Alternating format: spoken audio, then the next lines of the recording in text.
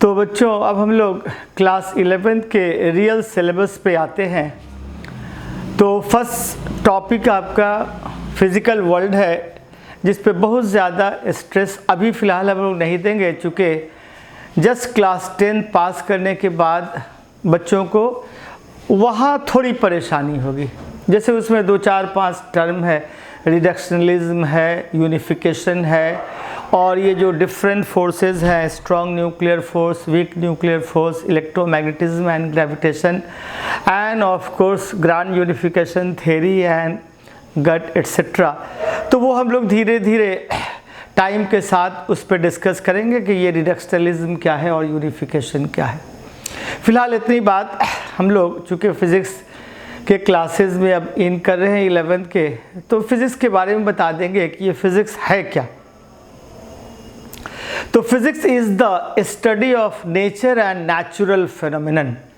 Nature and natural phenomenon, मैं उसको कहता हूँ it is the study of nature, study of nature.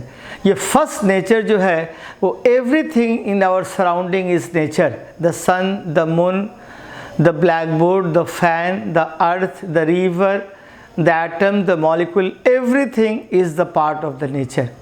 और हर चीज़ के बिहेवियर का एक अपना पैटर्न होता है कि उसकी कुछ कैरेक्टरिस्टिक्स होती है, उसको हम लोग स्टडी करते हैं और उसी के स्टडी को हम लोग फिज़िक्स कहते हैं। जैसे एप्पल गिरा तो एप्पल नीचे ही गिरता है, ऊपर क्यों नहीं जाता है। The earth is revolving round the sun, ये भी एक नेचुरल फिनोमिनन है। फिर हम लोग देखते हैं कि दो एटम को अगर हम लोग जोड़ देते हैं, फ्यूज़ करते हैं, तो भी एनर्जी निकलती है, और एक बड़े से एटम को तोड़ देते हैं तब भी एनर्जी निकलती है। तो ये जो ऑफ कोर्स नेचर का बिहेवियर पैटर्न है, दो मासेस एक दूसरे को अट्रैक्ट करते हैं। चार्जेस अट्रैक्ट और रिपेल दोनों करते हैं, सिमिलर चार्जेस रिपेल करते हैं, डिफरेंट चार्जेस अट्रैक्ट करते हैं। न्यूक्लियर फोर्स के अंदर चले जाइएगा तो प्रोटॉन न्यूक्लियस के अंदर एक दूसरे को अट्रैक्ट करने लगते हैं। 3 फर्मी से कम आने पर फिर अट्रैक्शन है, और 1 फर्मी से अगर नज़दीक आ जाएंगे तो रिपल्शन है। तो ये सारी बातें जो है नेचर का जो बिहेवियर पैटर्न है, उसी के स्टडी को हम लोग फिज़िक्स कहते हैं। तो मैंने कहा physics is the study of nature. अब देखिए, जब भी हम लोग साइंस की बात करते हैं तो साइंस का जो पहला ऑफ कोर्स मामला आता है वो मेज़रमेंट से आता है। आप किसी डॉक्टर के पास जाइएगा, डॉक्टर सबसे पहला काम ये करता है कि आप वेइंग मशीन पे जाइए कि आपका वेट क्या है, क्योंकि जो भी मेडिसिन आपको दिया जाएगा आपके वेट के अकॉर्डिंग दिया जाएगा। डॉक्टर आपके पास जाएगा तो सबसे पहले नब्ज टच करता है कि पल्स का रेट क्या है, और भी बहुत सारी चीज़ें होती हैं। वो स्टैटो लगाता है, आला लगाएगा और देखेगा कि दिल का धड़कन कैसा है। आगे और अगर किसी तरह की ज़रूरत होगी तो ईसीजी करता है, एमआरआई किया जाता है। तो ये सारी चीज़ें मेज़रमेंट हैं। तो साइंस में सबसे इम्पॉर्टेंट पार्ट है मेज़रमेंट। अब हम लोग ये जानना चाहेंगे, ये जो पहला हमारा चैप्टर स्टार्ट होता है मेज़रमेंट से, कि मेज़रमेंट है क्या। तो देखिए, मेज़रमेंट को बेसिकली हम लोग डिफ़ाइन करते हैं, मेज़रमेंट इज़ कंपैरिजन। हम लोग मेज़र करते हैं, इसका मतलब कंपेयर करते हैं। जैसे आप अगर कहीं किसी क्लास में पढ़ने के लिए गए और आपके घर जब लौटे तो पता चला कि मम्मी ने पूछा कि बेटा क्लासरूम का लेंथ क्या था, तो आप कह देंगे कि मम्मी क्लासरूम का जो लेंथ था वो जो दादाजी हैं उनके वॉकिंग स्टिक से 20 गुना ज़्यादा था, या ये जो रॉड यहाँ रखा हुआ है इससे 15 गुना ज़्यादा था, या मेरे हाथ से 30 गुना ज़्यादा हाथ लंबा था। अब प्रॉब्लम यह है कि अगर आपके हाथ को किसी ने नहीं देखा, आपके दादाजी के स्टिक को किसी ने नहीं देखा, तो उसको आइडिया ही नहीं हुआ कि what was the length of the room. तो इस तरीके से अब आपको अगर लेंथ बताना होगा तो एक ऐसे यूनिट के टर्म में, एक ऐसे एंटिटी के टर्म में कंपेयर करना होगा, तुलना करना होगा, जिसको सब ने देखा हो, सब ने माना हो, सब जानते हो। तो अगर आपका जो कंपेयरिंग यूनिट है सब जानते हैं, सब मानते हैं, तो हम लोग उसको स्टैंडर्ड कहते हैं। जैसे यूजुअली अभी फ़िलहाल हम लोग मीटर के बारे में सब लोग जानते हैं, सब देखे हुए हैं। तो अगर आपसे कहा जाए कि 5 मीटर कपड़ा दीजिए तो आपको एक अंदाज़ा हो जाएगा कि 5 मीटर का कपड़ा क्या है। उसके कंपैरिजन में किसी को कोई परेशानी नहीं होगी।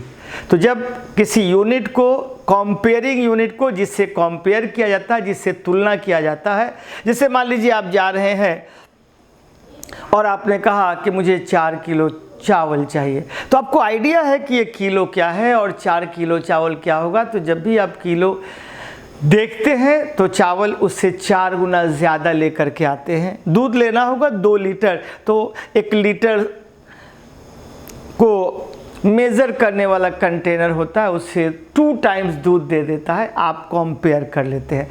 तो इस तरीके से आपने देखा कि हम जो मेज़रमेंट करते हैं वहाँ कंपैरिजन है, तुलना है। और ये कंपैरिजन और तुलना किसके साथ? हर चीज़ के साथ नहीं, कंपैरिजन और तुलना उसके साथ जिसको सब जानते हो, सब मानते हो, तब कोई परेशानी नहीं होगी। बहुत बार शहर से लड़का गांव में जाता है, आलू खरीदने गया, बोला आलू कैसे है? उसने कहा आलू 25 रुपये का। अरे पटना में 10 रुपये किलो आलू है और आप कहते हैं 25 रुपये। वो कहेगा नहीं हुजूर 25 रुपये पसेरी। अब आप जानते ही नहीं कि पसेरी क्या है, कनवा क्या है, पौआ क्या है, अद्धी क्या है, तो परेशानी होगी। इसलिए हम लोग जब भी मेज़रमेंट करेंगे तो हम लोग चाहेंगे कि एक ऐसे टर्म में कंपेयर करें, मेज़र करें जिसको सब जानते हो, सब मानते हो। जिसको सब जानते हो, जिसको सब मानते हो, उसको हम लोग स्टैंडर्ड कहते हैं। तो measurement is comparison with some standard quantity and that standard quantity is called unit. तो हम लोग यहाँ पे मेजरमेंट को लिख देते हैं कि measurement is comparison, measurement is comparison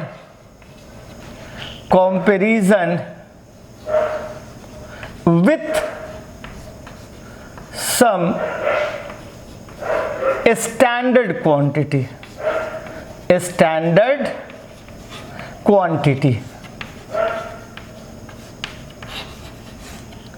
and that standard quantity is called unit, and that standard quantity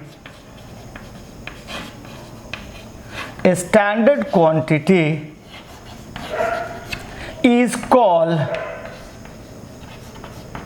unit. तो measurement is comparison with some standard quantity and that standard quantity is called unit. तो हम लोग unit को जब define करेंगे तो कहेंगे कि unit is that standard quantity in terms of which all physical quantities are measured और compared. So unit is that standard quantity in terms of which all physical quantities are measured or compared. So unit को हम लोग लिखेंगे, unit is that standard quantity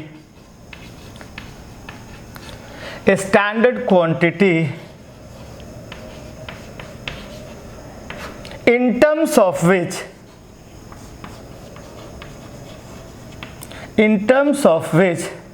unit is that standard quantity in terms of which all physical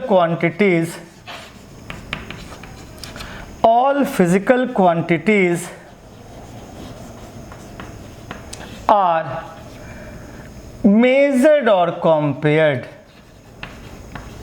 measured or compared.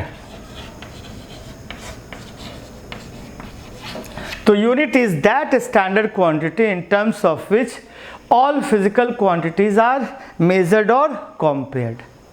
अब देखिए ये जो standard quantity है जिनके टर्म में हम लोग मेजर करते हैं और कंपेयर करते हैं, इस स्टैंडर्ड का कुछ कैरेक्टरिस्टिक्स होना चाहिए। What is a standard quantity? तो स्टैंडर्ड क्वांटिटीज के आपके 3 कैरेक्टरिस्टिक्स हैं। कैरेक्टरिस्टिक्स का मतलब होता है गुण, जिसमें ये गुण होगा वही ऑफ कोर्स आपका स्टैंडर्ड होगा। तो इसके 3 कैरेक्टरिस्टिक्स हैं। पहला कैरेक्टरिस्टिक्स है एक्सेसिबिलिटी। एक्सेसिबिलिटी को हम लोग कहते हैं पहुंच।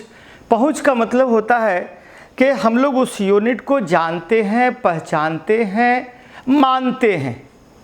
जैसे मान लिया जाए कि आपको मैं ये कहूँ कि the distance between Patna and Delhi is 10 metre, तो कहेंगे ये आदमी पागल हो गया है। पटना और दिल्ली के बीच की दूरी बहुत है, 10 किलोमीटर भी नहीं है और 100 किलोमीटर भी नहीं है। Of course it is 1000 kilometre के आसपास होना चाहिए। तो आपको मीटर का आइडिया है। अगर मैं कहूँ the length of the chalk is 1 metre, again आप कहेंगे कि ये पागलपन है, इसलिए कि आप मीटर को देख रहे हैं। कोई आदमी एक छोटे से ग्लास में ले पानी और कहे कि ये 10 लीटर पानी है, तो अगेन आप कहेंगे नहीं, क्योंकि आपने लीटर को देखा है। एक छोटा सा पैकेट रखा जाइए और उसमें कहे कि ये 20 किलो चावल है, फिर आप रिफ्यूज़ करेंगे सॉरी। तो आप स्टैंडर्ड को जानते हैं। आपको जब दिल करेगा आप स्टैंडर्ड को जाके देख सकते हैं। किसी बनिया की दुकान में जाइए, कहिए मुझे 1 किलो चावल चाहिए, वो फट से 1 किलो निकालेगा, चावल तौलेगा, आप देख लेंगे, दिल होगा लीजिए, फिर लौट आइए। आप अगर किसी बजाज की दुकान में जाएंगे, कहीं भाई 5 मीटर कपड़ा चाहिए, मीटर निकालेगा, फट 5 बार कंपेयर करेगा, कपड़े का लेंथ उस मीटर से 5 गुना होगा, कहेगा हुजूर काटे, आपने 5 मीटर देख लिया। आपको ये भी आइडिया है कि ये जो क्लास अभी हुआ है मुश्किल से 10 मिनट का क्लास हुआ होगा। अगर मैं कहूँ कि देखिए जो हमारा क्लास अभी शुरू हुआ है वो 2 घंटे का हो गया, फिर आप कहेंगे नहीं सॉरी सर, हम लोग तो समझ रहे हैं कि ये नियर अबाउट 10 नहीं होगा, 15 होगा, 15 नहीं होगा, 8 होगा, तो उसी के अप्रॉक्सीमेटली होगा। So you people have an idea of standard, so that is called accessibility, यानी हमारी पहुँच वहाँ है, हम जानते हैं, हम पहचानते हैं, हमको आप बेवकूफ़ नहीं बना सकते। सेकेंड होती है इनवेरिएबिलिटी। स्टैंडर्ड को इनवेरिएबल होना चाहिए। इनवेरिएबल का मतलब कि पटना का स्टैंडर्ड हो, कि दिल्ली का स्टैंडर्ड हो, कि न्यूयॉर्क का स्टैंडर्ड हो, कि बीजिंग का स्टैंडर्ड हो, सबका ऑफ कोर्स मीटर का लेंथ एक होना चाहिए। ऐसा नहीं कि अमेरिका में ठंडा पड़ता है तो उसका मीटर छोटा हो जाए, अफ्रीका में गर्मी पड़ती है तो उसका मीटर बड़ा हो जाए। तो invariability means the standard should of course not vary with space and time. इसके लिए हम लोग करते क्या है कि इनवार ऑफ कोर्स एक मटेरियल होता है जिससे मीटर बनाते हैं। इनवार इसलिए इस्तेमाल किया जाता है कि इनवार का जो कोएफिशिएंट ऑफ लेंथ है टेम्परेचर के साथ, the temperature coefficient of length is 0, that means the length of the Invar doesn't change with temperature. अगर आप एक स्टैंडर्ड रेसिस्टेंस बनाना चाहते हैं तो मैग्नीन या कॉन्स्टेंटन लेते हैं। चूंकि मैग्नीन एंड कॉन्स्टेंटन का टेम्परेचर कोएफिशिएंट ऑफ रेसिस्टेंस 0 होता है, यानी standard does not change width of course with the increase in temperature और डिक्रीज इन टेम्परेचर। तो अगर वो मैग्नीन का बना हुआ रेसिस्टेंस है या कॉन्स्टेंटन का है तो उसका रेसिस्टेंस चेंज नहीं करता है। तो that is called invariability. It should not vary with space and time, otherwise problem हो जाएगा। और तीसरी खूबी होनी चाहिए इनडिस्ट्रक्टिबिलिटी, यानी उसका कोई डिस्ट्रक्शन नहीं हो, डिफरेशन इतना आसान हो कि जब वो भूल जाए, आग में जल जाए, दह जाए, बह जाए, किसी तरीके से उसका डिस्ट्रक्शन हो तो हम फिर से रिप्रोड्यूस कर दें, तो दैट इज कॉल्ड रिप्रोड्यूसिबिलिटी। तो ये आपके स्टैंडर्ड यूनिट के कैरेक्टरिस्टिक्स हैं, एक्सेसिबिलिटी, इनवेरिएबिलिटी एंड रिप्रोड्यूसिबिलिटी। अब देखिए हमारे पास शुरू से लेके बहुत सारे स्टैंडर्ड आते रहे और जाते रहे। अब हम उनके बारे में बहुत ज़्यादा डिस्कस इसलिए नहीं करेंगे कि अब उनका कोई बहुत इम्पोर्टेंस नहीं है, ऑब्सोलीट हो गए, उड़ गए। जैसे शुरू में हम लोग CGS सिस्टम लेते थे, FPS सिस्टम हमारे पास था, एंड MKSA सिस्टम था। अब इसमें से ऑब्सोलीट कर गए, इसलिए बहुत ज़्यादा इसमें स्ट्रेस की ज़रूरत नहीं है। CGS में सेंटीमीटर था लेंथ को मेज़र करने के लिए, ग्राम था मास को मेज़र करने के लिए, सेकंड था टाइम को मेज़र करने के लिए। FPS ब्रिटिश सिस्टम था, जहां अंग्रेज लोग थे, उन्होंने इस्तेमाल किया फुट लेंथ को मेज़र करने के लिए, पाउंड मास को मेज़र करने के लिए, सेकंड यहाँ भी टाइम को मेज़र करने के लिए था। और यहाँ इसका एक बड़ा भाई बाद में लिया गया MKS सिस्टम, मीटर लेंथ के लिए किलोग्राम, मास के लिए सेकेंड, टाइम के लिए एम्पियर, करंट के लिए था। अब हम लोग इस तीनों यूनिट में किसी को यूज़ नहीं करते। कभी कभी पुरानी किताबों में या कंपैरिजन में कभी कभी इस्तेमाल हो जाता है जब हम लोग एक यूनिट से दूसरे यूनिट के कंपैरिजन की बात करते हैं। अदरवाइज अब हमारे लिए एसआई सिस्टम है। तो अब हमारे पास एसआई सिस्टम जो बनाया गया, अब कहाँ मीटिंग हुई और कैसे हुआ, ये सब हमारे लिए ना क्वेश्चन में पूछा जाता है ना, ये इम्पॉर्टेंट है। अब हम लोग बस ये जानते हैं कि हमारे लिए 7 बेस यूनिट या फंडामेंटल यूनिट लिया गया।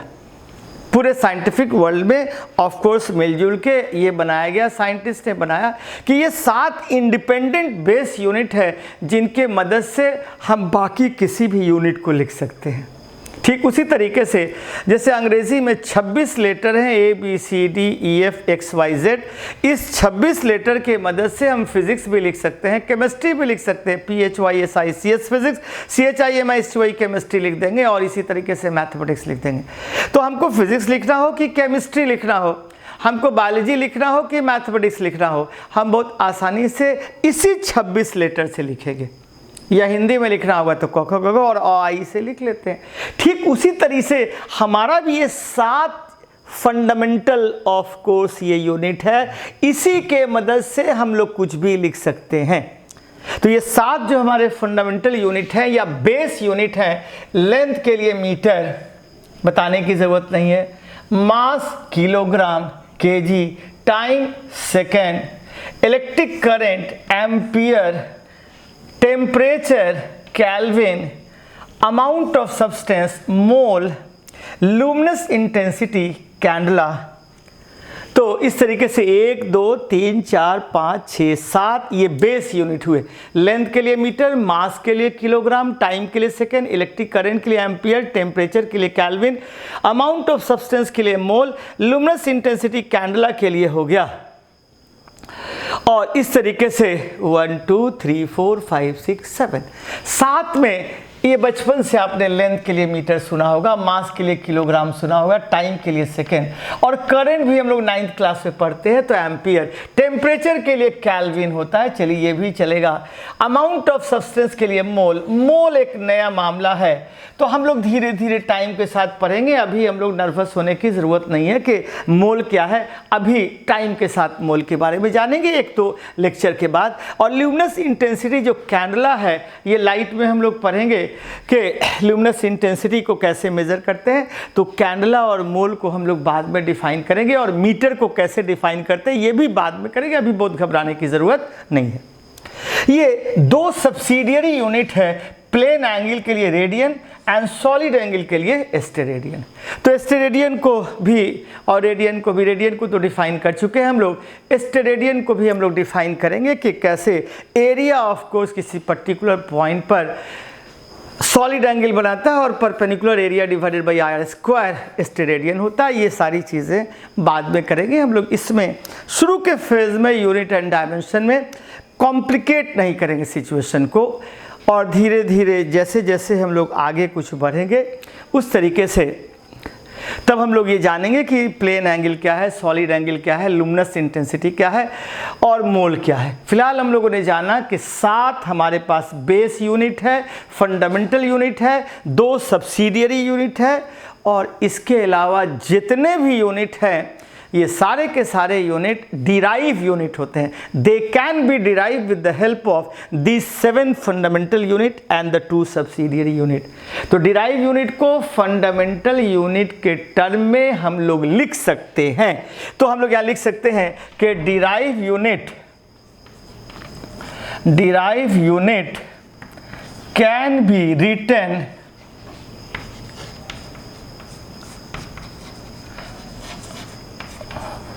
with the help of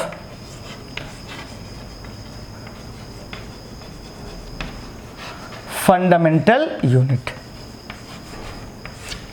जैसे एरिया एक डिराइव यूनिट है, तो एरिया को अगर हम लिखेंगे, मान लीजिए ये स्क्वायर का एरिया है, तो this is length and this is breadth.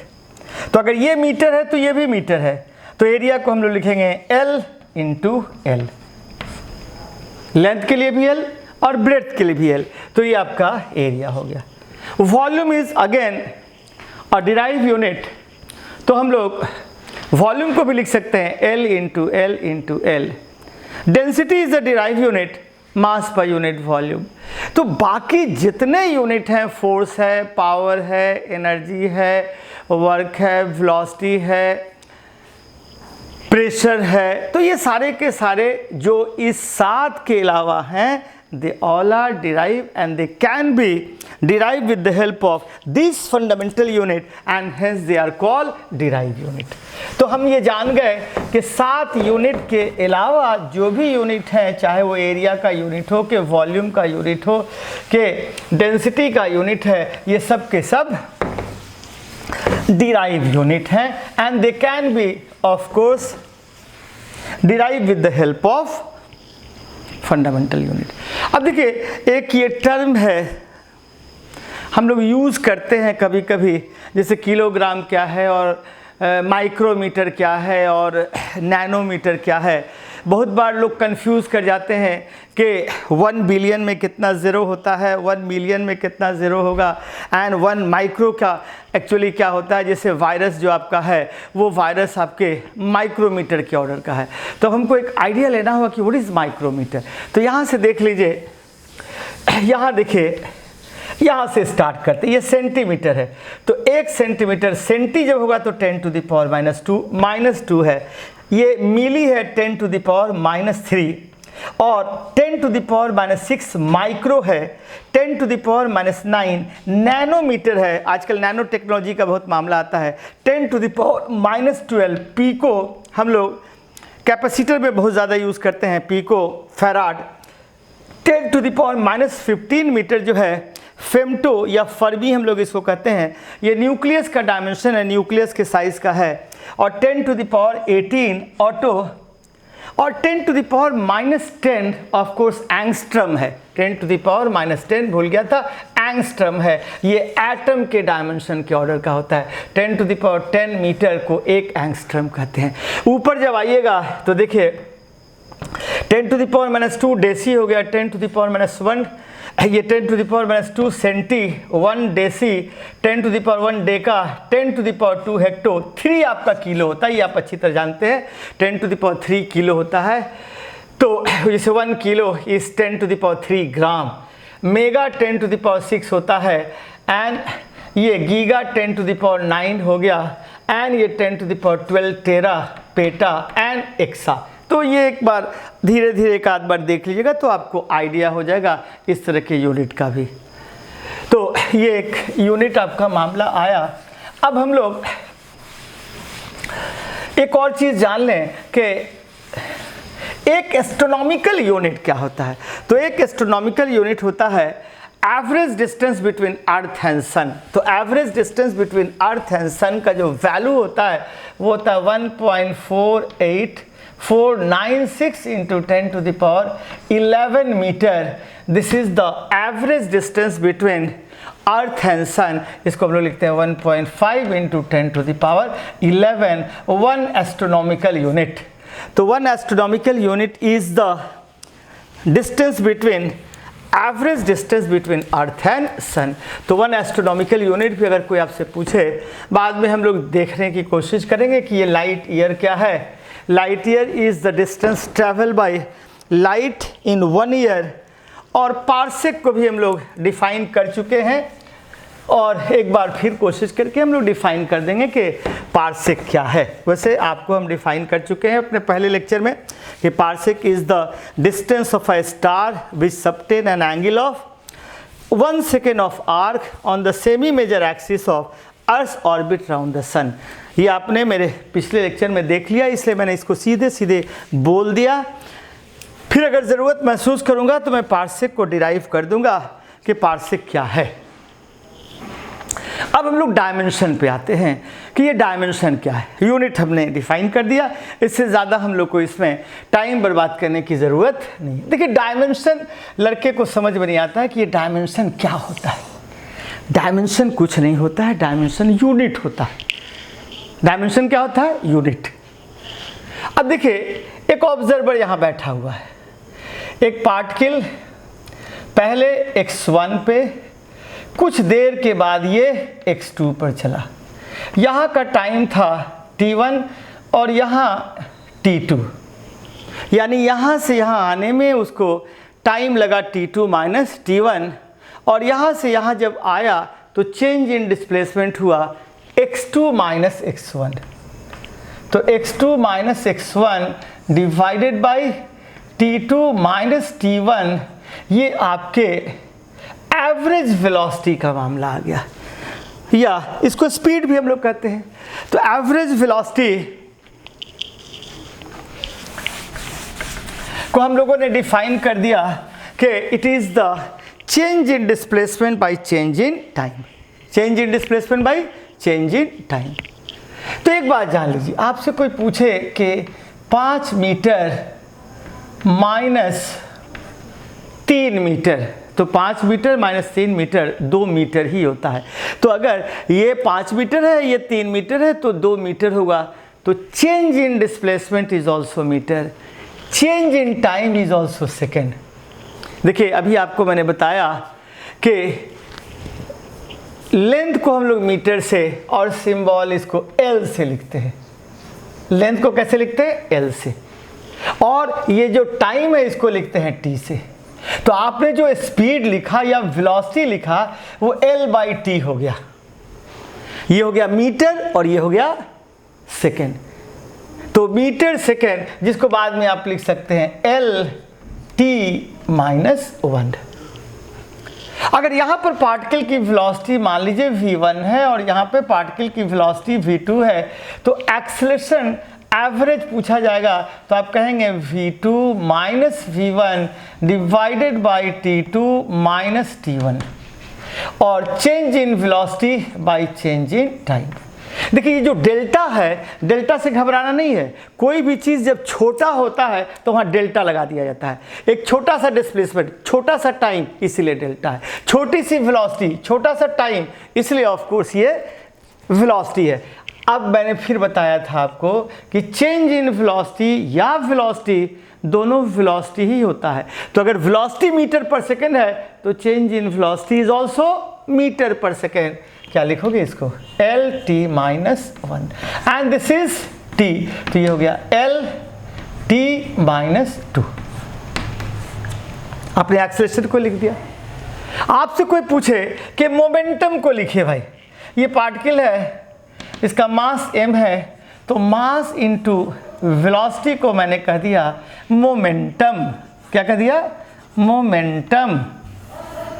तो ये रहा मोमेंटम, और इसको कभी कभी लीनियर मोमेंटम भी कहते हैं, क्योंकि एक एंगुलर मोमेंटम भी होता है।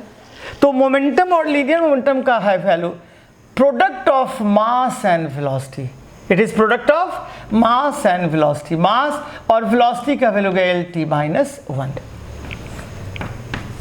अब आप फोर्स को डिफाइन करेंगे तो बचपन में न्यूटन्स लॉ आपने पढ़ा होगा कि यहाँ पर मान लीजिए पार्टिकल का मोमेंटम m1 है, यहाँ पर पार्टिकल का मोमेंटम mv2 हो गया, यहाँ टाइम t1 था, यहाँ टाइम t2 है। तो यहाँ से यहाँ जब पार्टिकल चला इस जगह से इस जगह, तो इसका मोमेंटम कितने से चेंज किया? मोमेंटम चेंज किया mv2 minus mv1, time change किया t2 माइनस t1। तो this is your change in momentum and this is change in time.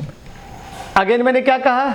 Change in momentum और मोमेंटम दोनों का डायमेंशन एक होता है, दोनों एक ही तरीके से लिखा जाता है। तो यहाँ लिखेंगे m l t minus 1 divided by t, तो मैंने लिख दिया m l t माइनस 2। अब आपसे कोई कहे कि वर्क क्या है, तो आपने क्लास 10th या 9th में पढ़ा होगा, if a force acts on a body, force acts on a body, displaces the body in the direction of force, work is said to be done. Work क्या है? Force acts on a body, displaces the body in the direction of force, work is said to be done. तो work को हमने कहा force multiplied by displacement, displacement in the direction of force, in the direction.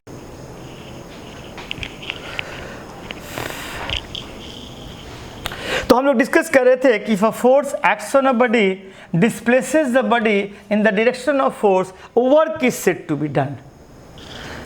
So the dimension of work is force multiplied by displacement. And what is force? ml t minus 2 multiplied by displacement.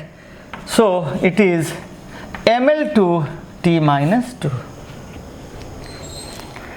So it is work, and now power is work done per unit time. Power is work done per unit time. Power is work done per unit time. Per unit time. That means power P is work upon time. Work is ml2 t minus 2, time is t, so it is ml2 t minus 3. अब देखिए हम लोग dimension को interpret करते हैं. जब मैंने velocity को लिखा तो मैंने ये कहा कि वेलोसिटी के लिखने में change in displacement bye change in time, length हमारा इन्वॉल्व है और टाइम भी इन्वॉल्व है नीचे, लेकिन मास इन्वॉल्व नहीं है. इसीलिए वेलोसिटी को हमने लिखा lt माइनस 1. जो ऊपर रहेगा उसका पावर 1 और जो नीचे रहेगा उसका पावर माइनस 1. तो बेसिकली हमने जो वेलोसिटी लिखा, कुछ लिखा नहीं, this is metre and this is per second. तो ये इसकी यूनिट ही है, लेकिन इस यूनिट को यहां मैंने लेंथ लिखा और ये सेकेंड को मैंने t के टर्म में लिखा. अब चूंकि पर सेकेंड है नीचे है तो यहां पर t माइनस 1 किया, तो है बेसिकली क्या, मीटर पर सेकेंड. डायमेंशन कोई अलग चीज नहीं है, ये मीटर पर सेकेंड है. मीटर पर सेकेंड, मीटर को l से और टाइम को t से.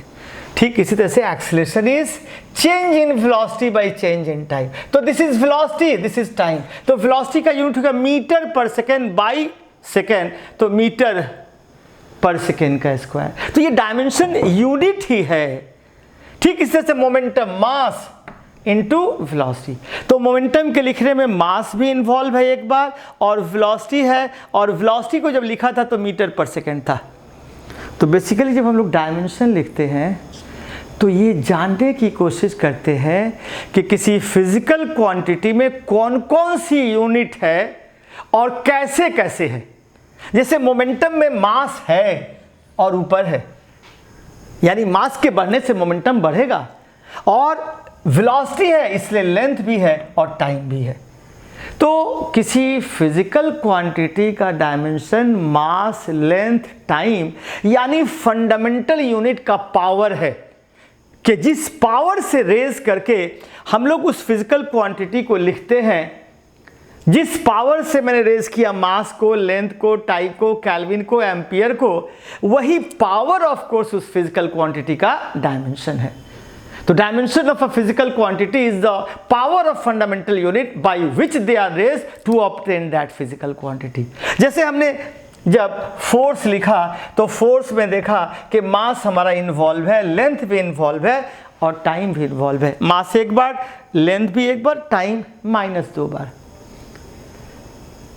लेकिन एक्सीलरेशन में मास नहीं था. जब वर्क हमने लिखा तो वर्क को डिफाइन किया फोर्स इनटू डिस्प्लेसमेंट, यानी फोर्स भी है और डिस्प्लेसमेंट भी है. तो यहाँ वर्क के लिखने में मास एक बार यूज हुआ kg, इसलिए हम लोग वर्क को जब लिखेंगे तो kg मीटर स्क्वायर पर सेकेंड स्क्वायर. लेकिन इस यूनिट को हम लोग बेसिकली सिंबॉलिकली m, l और t के टर्म में लिख देते हैं. तो बेसिकली ये जो डायमेंशन है वो यूनिट को ही लिखा, लेकिन सिंबल बदल दिया. जहाँ kg था वहाँ m लिखा, जहाँ मीटर था वहाँ l लिखा, जहाँ टाइम था वहाँ सेकेंड लिखा, जहाँ एम्पियर होगा यहाँ a लिखेंगे. तो अब हम लोग डायमेंशन को डिफाइन कर सकते हैं कि dimension of a physical quantity is the power of fundamental unit.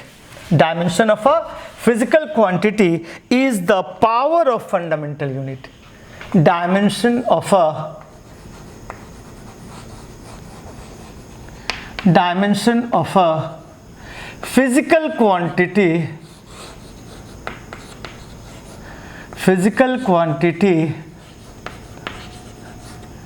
is the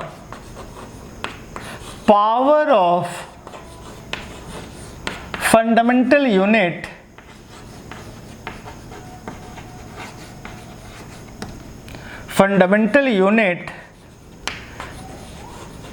by which they are raised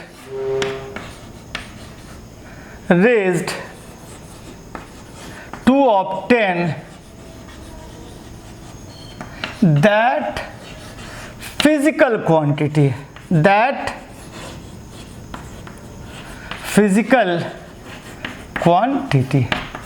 यानी उस फिजिकल क्वांटिटी को ऑब्टेन करने के लिए मास, लेंथ एंड टाइम को जिस पावर से हम रेज करते हैं वही उसका डायमेंशन है। जैसे वर्क लिखा हमने, तो वर्क में कहा ml/2t-2, तो मास का पावर 1, लेंथ का पावर 2, टाइम का पावर -2।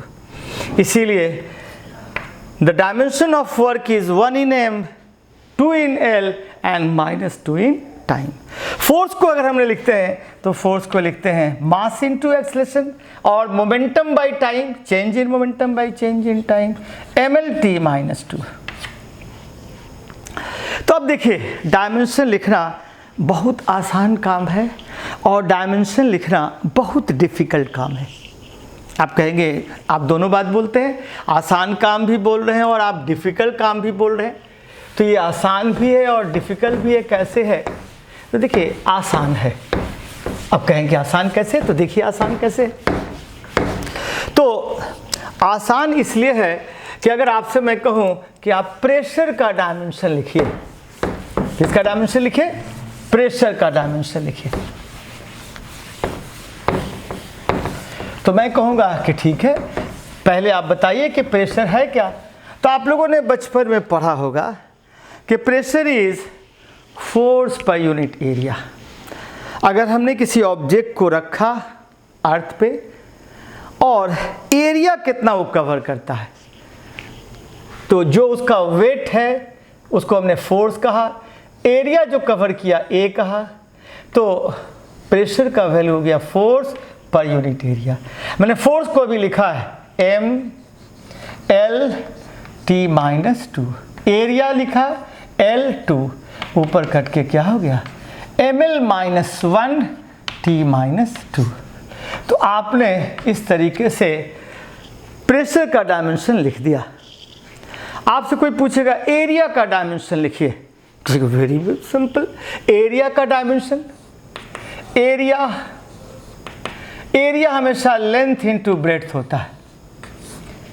अब चाहे वो स्क्वायर हो या ऑफ कोर्स रेक्टेंगल हो, कोई और एरिया भी होगा। अगर मान लीजिए एरिया रहा सर्कल का πr², किसी स्फीयर का 4πr², curve surface of cylinder 2πrl, तो हर जगह RL, R into R, R², तो हर जगह ये एरिया लेंथ इनटू ब्रेड्थ होता है। तो वहाँ मास इन्वॉल्व नहीं है, लेंथ 2 बार इन्वॉल्व है, टाइम ऑफ कोर्स इन्वॉल्व नहीं है। तो एरिया का डायमेंशन हमने लिख दिया m0l/t0। लिखिएगा वॉल्यूम का डायमेंशन, तो वॉल्यूम का डायमेंशन आप लिखेगा तो length into breadth into height, चाहे वो किसी का वॉल्यूम लिखे 4/3πr³, स्फीयर का क्यूब का लिखेगा a³, तो हर जगह ये length into breadth into height है, m नहीं है, l 3 बार है, टाइम 0 है। तो this is of course your m0l3t0। तो मैंने एरिया का डायमेंशन लिख दीजिएगा। आपसे कोई पूछे कि जरा डेंसिटी का डायमेंशन लिखिए, आप कहेंगे डेंसिटी क्या है? Density is mass per unit volume, density is mass per unit volume, यानी मास बटा वॉल्यूम। तो हम लोग लिखेंगे मास, और वॉल्यूम को तो लिखा ही है L3, तो हम लोग कहेंगे ml-3t0। तो कोई भी अगर आपके पास किसी फिज़िकल क्वांटिटी का फॉर्मूला आपके पास है, आप उसको जानते हैं कि प्रेशर क्या है, डेंसिटी क्या है, फोर्स क्या है, एक्सेलरेशन क्या है, वर्क क्या है, पावर क्या है, तो इस तरीके से अगर उसको आप जानते हैं तो आप उस फिज़िकल क्वांटिटी का डायमेंशन बहुत आसानी से लिख सकते हैं। जैसे कोई पूछेगा एंगल का डायमेंशन लिखिए, तो एंगल क्या है? ये जो दो लाइन है, इस पॉइंट पर क्या एंगल बनाता है? इसके दो एक्सट्रीम एंड को मिला दिया आपने, ये L और ये R, तो हम लोग एंगल को कहते हैं थीटा इज L/R। तो देखिए ये भी मीटर, ये भी मीटर, कट के क्या हो गया 1, तो इसका dimension m is 0, L is 0 and T is 0, तो एंगल का dimension m is 0, L is 0, T is 0। लेकिन अब आप कहेंगे कि ये डिफ़िकल्ट वर्ड आपने क्यों इस्तेमाल किया? तो डिफ़िकल्ट वर्ड इसलिए इस्तेमाल किया कि अगर आपसे कोई कहे कि find the dimension of magnetic susceptibility, find the dimension of electric susceptibility, find the dimension of atomic polarization vector, what is the dimension of magnetization vector, what is the dimension of magnetic induction vector, what is the dimension of absolute permittivity, what is the dimension of absolute permeability, तो ये थोड़ा सा difficult है, इसलिए कि ये 12th में हम लोग पढ़ेंगे कि ऑफ कोर्स इलेक्ट्रोस्टैट एंड करंट में जब आएंगे तो देखेंगे कि इलेक्ट्रिक डिस्प्लेसमेंट वेक्टर क्या है, एटॉमिक पोलराइजेबिलिटी क्या है, मैग्नेटिक ससेप्टिबिलिटी क्या है, मैग्नेटिक इंडक्शन वेक्टर क्या है। तो जब हम इन चीज़ों को समझ लेंगे तब हम लोग बहुत आसानी से डायमेंशन उनका भी लिख सकते हैं, लेकिन अभी इन चीज़ों का डायमेंशन लिखना हमारे लिए मुश्किल है। तो अब हम लोग अगले दिन फिर कुछ ऐसे डायमेंशंस को लिखेंगे जो डायमेंशन आसान है और जिसको हम लोग बहुत आसानी से समझ सकते हैं, जैसे सरफेस टेंशन है, विस्कोसिटी है, प्लैंक्स कांस्टेंट है, एट्सेट्रा एट्सेट्रा। तो अगले क्लास में आज यहीं तक, बहुत ज़्यादा हो जाने पे आप पर एक प्रेशर होता है। मैं समझता हूँ कि आप लेक्चर को अप्रिशिएट करेंगे, तो आप लेक्चर को अप्रिशिएट कीजिए और अगर आपको अच्छा लगे कि if the lecture is good one तो आप सब्सक्राइब भी कर सकते हैं और लाइक भी कर सकते हैं। और मेरे साथ अगर आप कॉन्टिन्यूअस रहेंगे तो आप इत्मीनान रखिए, आप फिज़िक्स को एंजॉय करेंगे। मैं फ़िज़िक्स में बहुत खूबसूरती देखता हूँ and it's a very beautiful subject जो वक्त के साथ आपको पता चलेगा। अभी तो मैं स्टार्ट कर रहा हूँ इसलिए बहुत ज़्यादा मेरे बारे में आप एस्टिमेट नहीं कर सकते हैं, बट टाइम के साथ of course you will enjoy physics with me. Thank you.